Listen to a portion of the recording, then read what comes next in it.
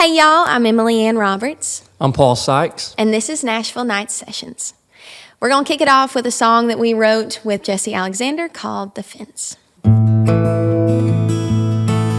It was my first time writing with Jesse Alexander. Same. Oh, really? I was intimidated. Yeah, I was intimidated too. We were all just throwing ideas out, and Paul was like, well, I have this one idea, like, there's a good man on the porch, but I'm on the fence. And he just said it casual, and I was like, what? That's a phenomenal idea. He kicks on the welcome mat. He's worked hard for 500 acres. It's heaven far as you can see.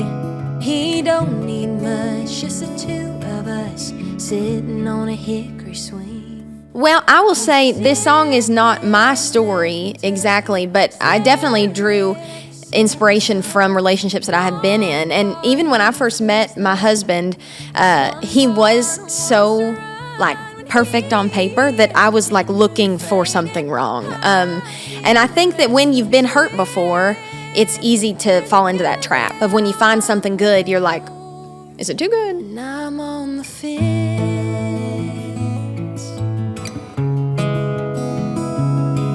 What if these dreams I'm dreaming take me past the county line? But sometimes I think it's really neat to waller in a moment, you know? And it's not a cheating song. It's just someone in a good relationship that we all question even the good things in our life at certain times. Absolutely. In that Kentucky, staring at the setting sun. One part of me feels lucky. One part wants to run. When he hears the tin roof raining, I feel a restless wind. It's just neat to hone in on that feeling because we all feel stuff like that, you know, and just to lean into it. And that's what I love most about this song is we never get away from it. We just stay there the whole time. Yeah.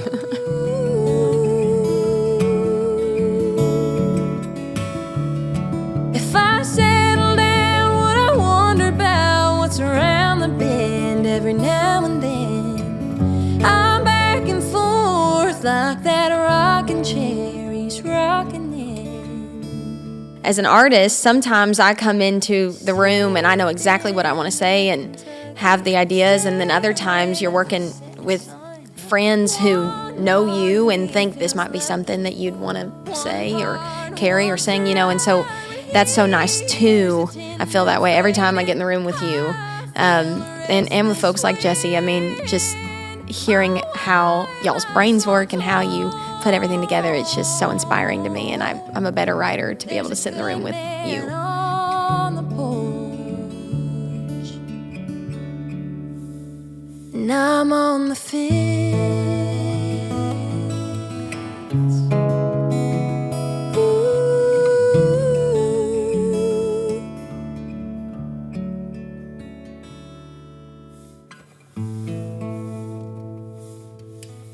This one really stuck with me. I knew that it was really special. And it was one of those songs that as soon as I played it for my publishers and I played it for my producer and I played it for my team, everybody was like, what? It stopped them in their tracks. Everybody got very excited about this song. And I think this song is a big reason I signed my record deal. The first song I ever wrote was called The End of You. Oh, and that sounds horrible, and it was. It was bitter, and it was mean. And I was in high school, and there were some girls that were hateful. I knew some things about those girls, because we were good friends, that would be the end of them if it got out.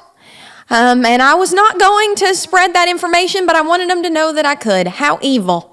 I need to pray about it. But that was the first song that I wrote.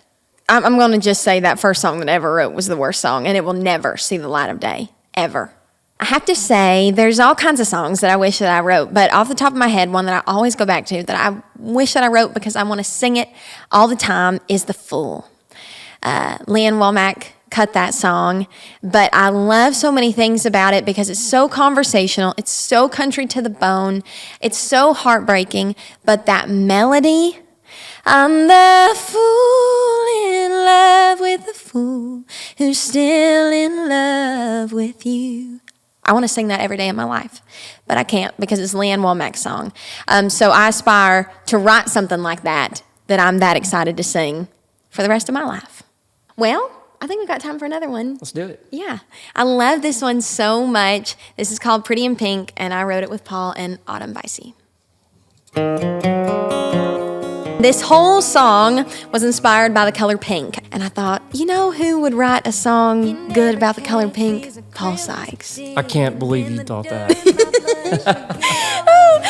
That checks out. Less Pabst Blue Ribbon, more ribbon and curls. I look my best in a rose-colored dress, 50 shades of red. Let them turn their inches, I'll turn their heads. Why be one of the guys when you're one of the girls? I feel like in country music, especially, girls are one of the guys. And there's this narrative to be like tough, like I'll kill you and I'll burn your house down and I can drive your truck better and I can drink more and I can be tough. And I think that's great. That's great. But that's not me. That is just not me. And so I thought I want to write a song that talks about how like I could do it if I wanted to, but I don't really want to. And Paul literally said like, what if it was, I could be one of the guys if I wanted to be, but God made me too pretty and pink for that. Hair up to heaven, heels to the sky, umbrella in the drink, cherry in the pie. You can call me silly, honey, I don't mind if less is more. I'd rather die, can't help that God made me this pretty and pink. Paul's the one who threw that out. Hair up to heaven, heels to the sky, umbrella in the drink, cherry in the pie.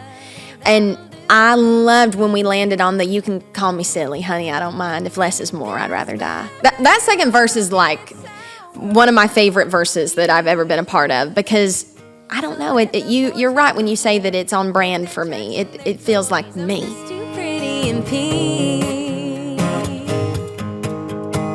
I'm just too pretty. I'm just too pretty, baby. I'm just too pretty. I'm just too pretty. The truth is really, I'm just too pretty and pink.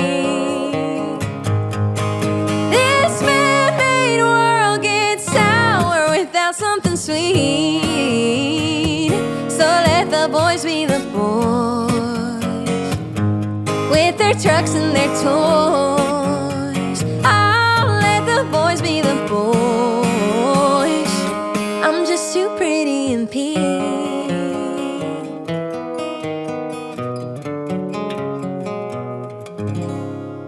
Yeah.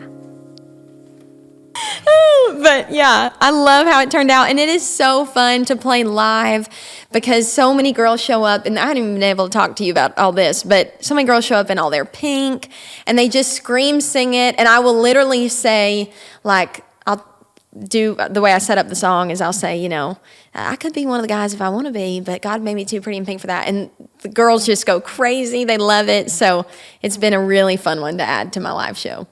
I'm proud of that song because I jest about, you know, saying writing about pink is too feminine or whatever, because I love writing with females and writers like Emily, but I'm proud of that song because, like, I think your brand is so incredibly unique, and, like, to be able to write a song that encompasses that brand, to me, is super special. So, well, thank you. Well, we have had a ball being here on the Nashville Night Sessions. Paul, thank you for joining me. Thanks for having me. It's been so fun. All right, we'll see you soon. Good night, Nashville. Hey, girlie. Hey, I have a question. What up, babe? Okay, I am about to do I'm doing an interview recording thing about Pretty in Pink. How do you say your last name before I butcher this? Spicy, like spicy. Spicy like spicy. Thank God I called you. I knew I'd been saying it wrong. I can't wait to see it. Autumn, I said you don't even know how to say your last name. We just couldn't figure it out. It's Paul by is the way. here. It's okay. I can't even tell either. Paul, I can't wait for you to play that Beatles lick. That Beatles lick is still my favorite part of the song. Oh, yeah. We about to do it. Okay, spicy like spicy. Spicy. Amazing. You two are the best. Okay, bye. See. Spicy.